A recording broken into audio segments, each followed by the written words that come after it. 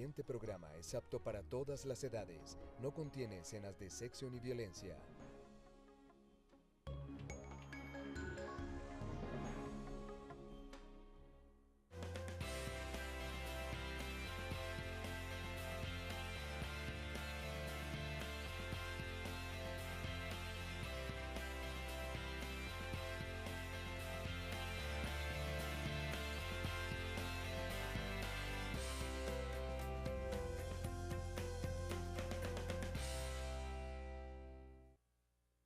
Hola, muy buenos días, bienvenidos nuevamente a este Consúltenos por su Salud. Recuerde que estamos todos los lunes y viernes de 7:30 a 8 de la mañana aquí en el canal UNE, atendiendo todas las inquietudes que ustedes nos dejan a través de nuestro correo electrónico programacitamedica@yahoo.es o las inquietudes que tengan en vivo en nuestras líneas telefónicas.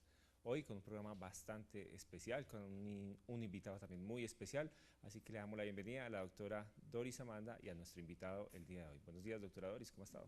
Buenos días a cada uno de ustedes, buenos días doctor Juan Carlos, buenos días al doctor Jaime Fernando Ruiz Povea, un ginecólogo oncólogo que ha venido a nuestra ciudad a compartirnos todo su conocimiento, a quedarse aquí con nosotros, a vigilarnos. Por lo tanto, las mujeres de esta comarca estamos supremamente agradecidas, doctor Jaime Fernando. Doctor, ¿qué es la oncología ginecológica? Bueno, muchas gracias, doctora Doris y Juan Carlos, a quien conozco hace muchos años. Pues primero, gracias por su recibimiento, pero la verdad es que yo me siento de acá. Yo no nací acá, pero me siento muy manizaleño y he trabajado acá pues casi toda mi vida profesional. Solo que me fui a subespecializar y volví pues hace algo más de un año. La ginecología oncológica, como preferimos llamarla, es el área del conocimiento médico que se dedica a la prevención, tratamiento quirúrgico del cáncer ginecológico, es decir, del cáncer que afecta los órganos reproductores de la mujer. Esto incluye el cáncer de cuello uterino, cáncer de cervix, el cáncer de endometrio, el cáncer de ovario, el cáncer de vulva y la enfermedad, lo que llamamos la neoplasia trofoblástica gestacional, que es un tipo de cáncer especial que da de la placenta. Este es el tratamiento, esto es lo que abarca pues el área del conocimiento de la ginecología oncológica. Muy bien, doctor. Tenemos una llamada en este momento. Buenos días. Sí, buenos días. Hola, buenos días. Buenos Buenos días. días. ¿Cómo están? Muy Muy bien, bien. gracias. ¿Y usted? Me alegra mucho por ustedes. Un programa maravilloso, que Dios los bendiga. Gracias. Muchas gracias. ¿Y por qué está Doctor, como tan tengo bajita una de ánimo? A pregunta. ver, cuéntenos. Doctor, quiero hacerle una pregunta. A ver, yo tengo una hija de 24 años. Le encontraron un insulinoma en el páncreas, no en la hipófisis. Tiene muchísimas complicaciones. En este momento está hospitalizada en Santa Sofía, mantiene mucho dolor en el abdomen y resulta que le dicen que ahora tiene una porfiria, pero es adivinando. O sea, la mandan del tumbo al tambo como el cuento. El hematólogo la vio y la mandó a hospitalizar, pero hasta ahora no le han hecho nada y ella se siente supremamente mal. Yo quisiera que usted me aconsejara qué examen especializado podría pedir yo para que le hagan. Dios los bendiga, muchas gracias. Muchas gracias. A usted por comunicarse con nosotros. Pues realmente nos queda a veces muy difícil valorar ese tipo pues de preguntas que nos hace en este momento, porque está la paciente, pues, o sea, es un caso desafortunado, pues, lastimosamente, y la paciente está hospitalizada, está en manos de especialistas. Quedaría de pronto como difícil nosotros sugerir o decir alguna cosa en especial, porque no sabemos, no conocemos exactamente qué valoraciones tenga, qué exámenes previos tenga la paciente, qué esté pensando de pronto el hematólogo, medicina interna o los especialistas que la estén viendo, para sugerirle, por ejemplo, el día de hoy. A veces los trámites no son tan rápidos como uno quisiera que sucediera en estos casos. Entonces, a veces, de pronto, desde el punto de vista de nosotros es muy difícil intervenir o sugerir algún tipo de cosas porque no conocemos previamente la historia de la paciente.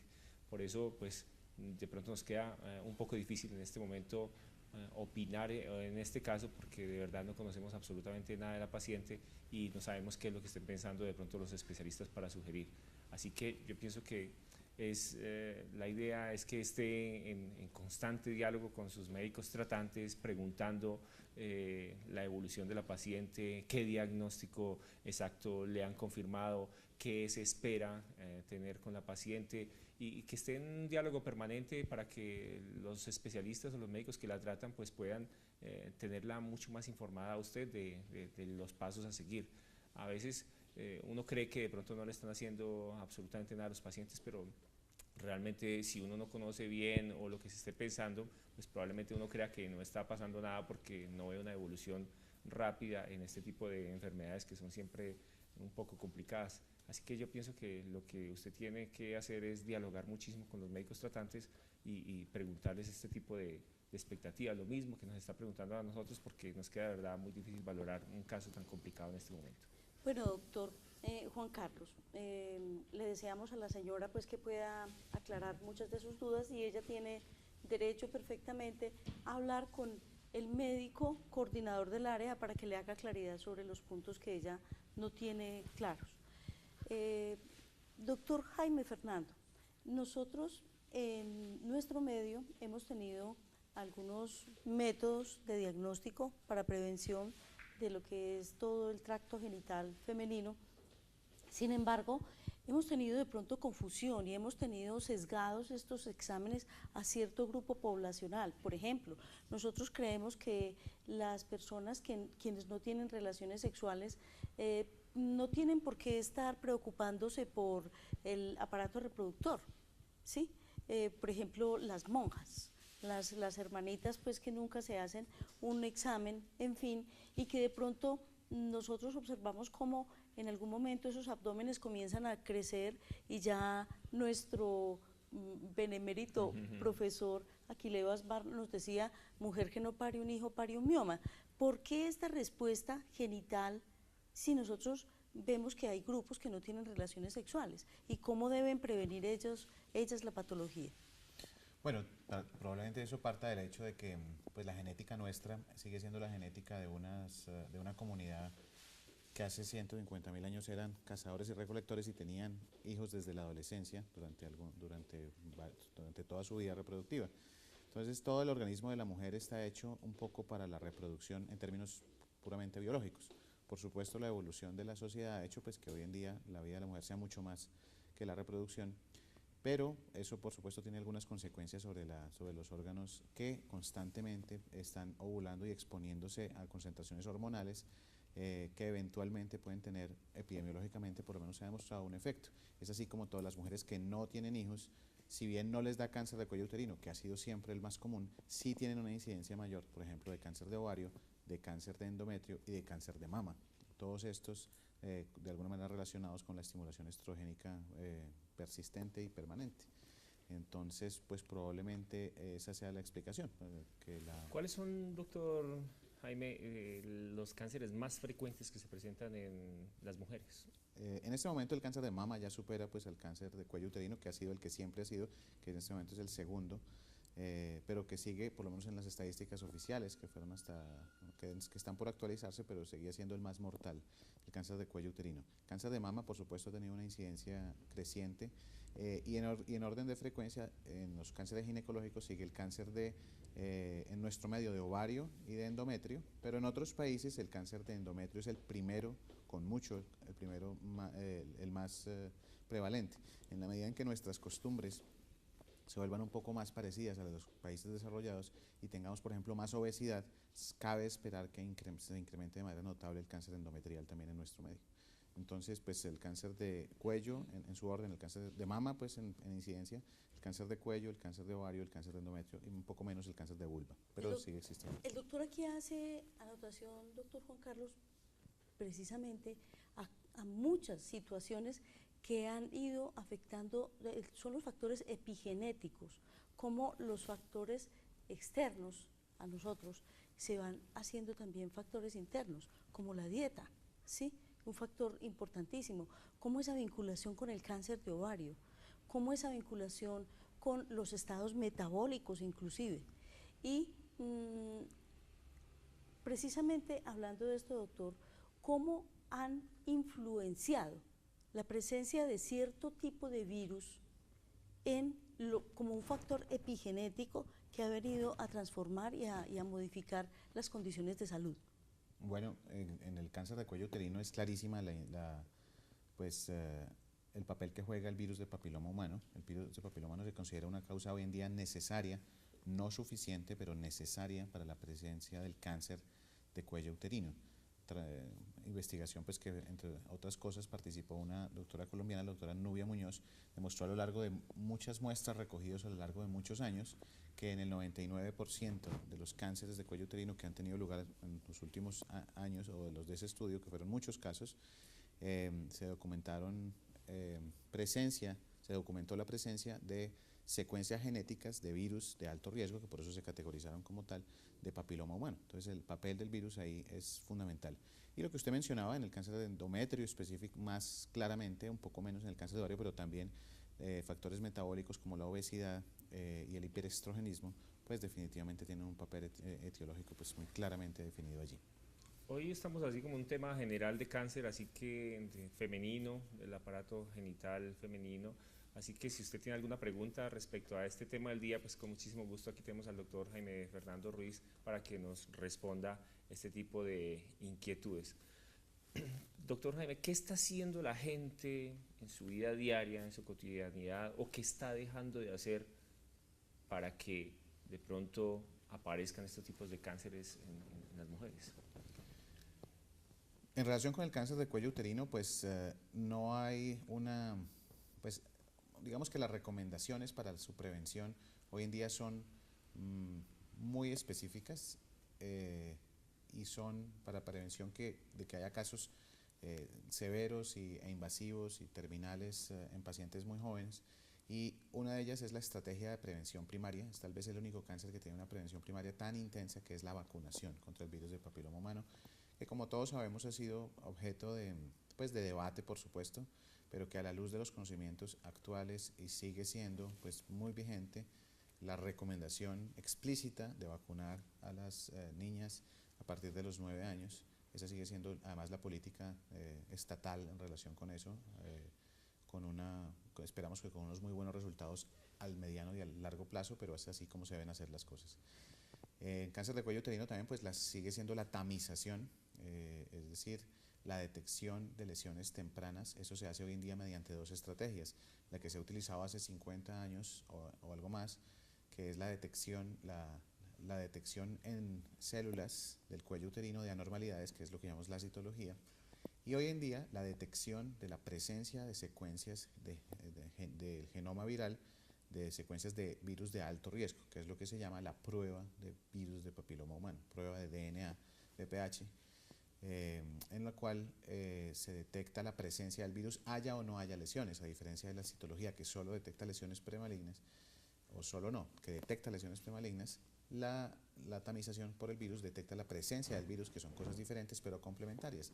La tamización con la prueba tiene la ventaja de ser más sensible, un poco menos específica, porque precisamente no muestra lesiones, pero sí más sensible en la detección de las pacientes que tienen riesgo de desarrollar lesiones de alto grado y cáncer de cuello uterino, que a la larga es lo que nos interesa. Dígame, doctora. Perdón, doctor, nosotros siempre estuvimos pendientes de pero aquí en el país todavía no hay una amplia difusión sobre la tipificación del virus del papiloma humano, o sea que aquí en Manizales ya tenemos una forma de poderlo tipificar. Sí, por supuesto. ¿Y cuál es la importancia que tiene la tipificación del virus? Bueno, no en Manizales cómo tipificarlo. Digamos que en este momento los laboratorios que realizan la prueba todavía están en algunas otras ciudades, pero la prueba es muy estable, entonces se puede procesar, se puede tomar acá la prueba y se envía para otro laboratorio. Algunos laboratorios de la ciudad lo hacen, lo toman y la mandan a otra ciudad, y en algunos consultorios algunos profesionales también lo hacen. Lo toman y lo mandan a otra ciudad, pero hay manera de tomarlo. ¿Usted lo está haciendo en este momento? Sí, yo lo hago hace por lo menos unos 5 años, desde antes de irme a hacer la especialización, está disponible eso.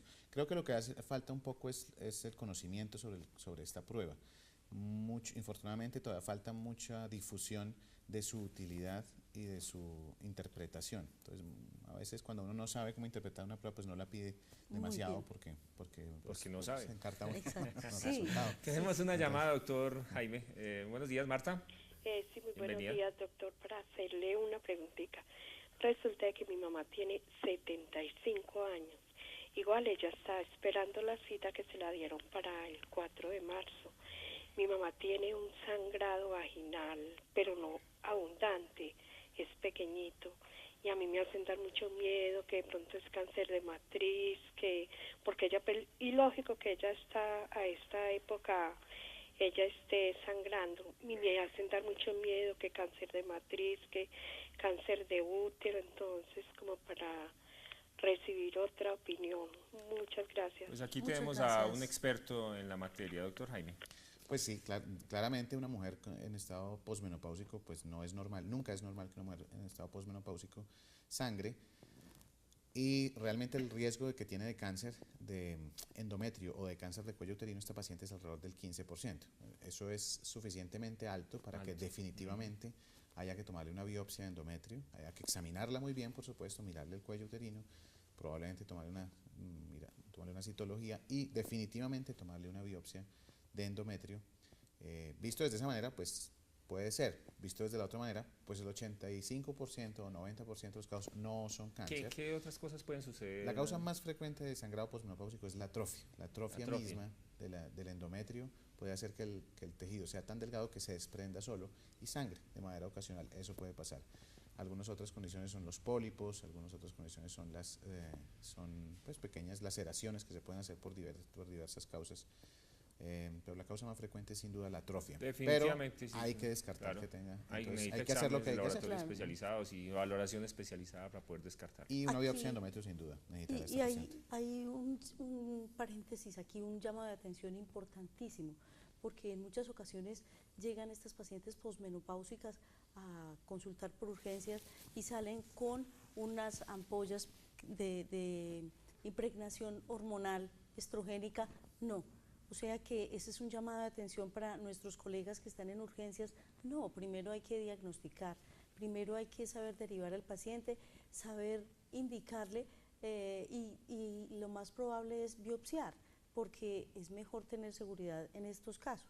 Doctor, recapitulando sobre el virus del papiloma, Yo apenas creo que vamos a recibamos escuchar otra llamada, otra doctora. pregunta. Carolina, buenos días. Buenos días, Sí, Buenos bienvenida. días. gracias. Para hacer una pregunta al doctor, por favor.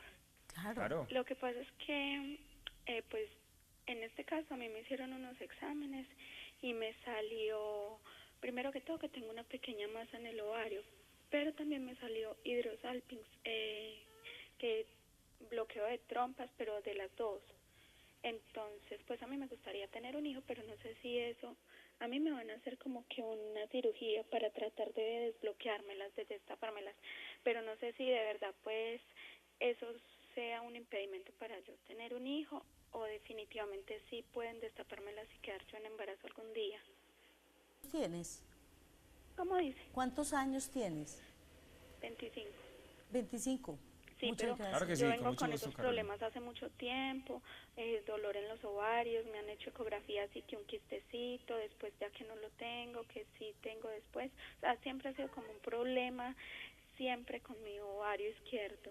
Y ya ahora último me salió que hidrosalpinx en un examen que me hicieron, una histerosalpingografía. Entonces, pues no sé si tanto problema con mis ovarios sea de pronto un impedimento más adelante. Claro que Muchas sí, con gracias. muchísimo Muchas- gusto. Pues como ella lo menciona, pues probablemente le van a hacer una laparoscopia, es lo que intuyo, le van a hacer una laparoscopia diagnóstica y operatoria para lo que haya que hacer, por todo lo que menciona, que tiene una masita, que tiene una hidrosalpinx, en relación con que eso influya para digamos, para poder tener hijos. Digamos que sí, teóricamente los hidrosalpinx son una consecuencia de la obstrucción de las trompas y eso por lo menos teóricamente sí puede influir, pero por supuesto todo dependerá del resultado de lo que se puede hacer durante la cirugía. La cirugía laparoscópica se evalúa y se hace lo que se puede hacer y realmente uno sabe que una mujer puede o no puede tener hijos cuando lo intenta, ¿no? Cuando lo intenta y cuando ha pasado determinado tiempo puede decir que no, pero realmente hay condiciones que uno cree que van a influenciar y que van a influir mucho, y sin embargo hay mujeres que se pueden embarazar. O sea, depende de cada caso. En relación con la masita que me mencionaba, pues debo decir que a los 25 años casi todas las masas son benignas, ¿no? Casi todas las masas son benignas. Siempre hay que estudiarlas, hay unos algoritmos en los cuales miramos si la masa es sólida, si es bilateral, si tiene asociado a citis, si hay otras masas. Todo eso nos ayuda a saber si una masa en una mujer a cualquier edad es benigna o no, pero a los 25 años, por lo menos estadísticamente, más del 95% de las masas ováricas son benignas. Doctor, Probablemente tenga un buen pronóstico sí, nuestra televidente. Tenemos a Miriam en línea, buenos días. Buen día, Dios los Buenos bendiga días. a todos. Buen día. ¿Cómo amanecieron? Muy Vean, bien. yo le quiero hacer una pregunta al doctor. Claro. Es que yo estuve una vez en un foro y un ginecólogo nos dijo que una persona que pase los 60 años, por ejemplo, yo tengo una histerectomía y yo no tengo relaciones sexuales, necesito hacerme citología. Gracias y Dios los bendiga. Ay, gracias. A usted por esa importante pregunta. Importantísima, doctor. Bueno, la oyente pues menciona un tema como dicen, muy interesante, y depende fundamentalmente de cuál fue el motivo de la histerectomía. Las pacientes que tuvieron, mientras tenían útero, problemas del cuello uterino, o por ejemplo, ese fue el motivo por el cual las resecaron, tienen más riesgo de tener ese mismo problema que tuvieron en el cuello en la vagina. Y esas pacientes deben continuar por lo menos con 20 años de tamización de ahí en adelante. Pero si la paciente nunca se hizo tamización, tamización es a seguirse haciendo los exámenes de tamización control, es la citologías. citología. Ajá, correcto. Si la paciente se hizo cuando tenía útero, citología, y nunca le salió mala, y la operaron por otro motivo, por ejemplo por miomas, que es la causa más frecuente, la utilidad de la citología en esa paciente es muy baja y puede no hacerse, y realmente estadísticamente la posibilidad de que tenga problemas en la vagina, si no los tuvo en el cuello, es muy bajita. Eso no excluye que todas las pacientes todos los años deben ser evaluadas pues ginecológicamente para su examen de mama y para un examen pélvico, porque el útero no es el único que tiene problemas en la pelvis, también los ovarios, y los ovarios tienen el problema de que no dan ningún síntoma hasta que está muy avanzado. El cáncer de ovario, por ejemplo, tiene la gran dificultad de que se detecta muy tardíamente, porque los síntomas son muy inespecíficos. Los síntomas son llenura fácil, distensión abdominal, gases, y eso pues como todas las mujeres colombianas sufren del colon, pues se enmascara bastante, o pareciera que todas sufrían del colon, se enmascara bastante, y entonces se detecta tardíamente. No quiere decir que las mujeres no deban examinarse todos los años, un examen pélvico y una evaluación clínica, pero la utilidad misma de la citología, que es lo que la televidente menciona, sí es poca en las pacientes que nunca tuvieron problemas de cuello y ya no tienen cuello uterino. Mejor dicho, a quien no tiene cuello uterino ya no le da cáncer del cuello uterino. Recuerden, todos los televidentes que tienen algún problema de salud pueden llamar a la línea médica. Aquí tenemos excelentes profesionales que les van a prestar ese servicio médico a domicilio. Tenemos servicio de enfermería, tenemos hospitalización domiciliaria, ambulancia y muchos otros servicios para que usted pueda disfrutar de ellos allá en la comodidad de su hogar. Tenemos unos excelentes planes para que ustedes se puedan afiliar, ustedes y su familia, grupos empresariales, para que ustedes puedan pertenecer a la línea médica y disfrutar de todos estos servicios médicos domiciliarios. Además tenemos algunos cupos disponibles allá en el hogar para el cuidado del adulto mayor, unas excelentes instalaciones muy bonitas aquí en la ciudad de Manizales, en el barrio Palermo, para que ustedes puedan dejar a su papá, a su mamá, a su ser querido en las mejores manos y ustedes estén tranquilos de que allí los están cuidando muy bien.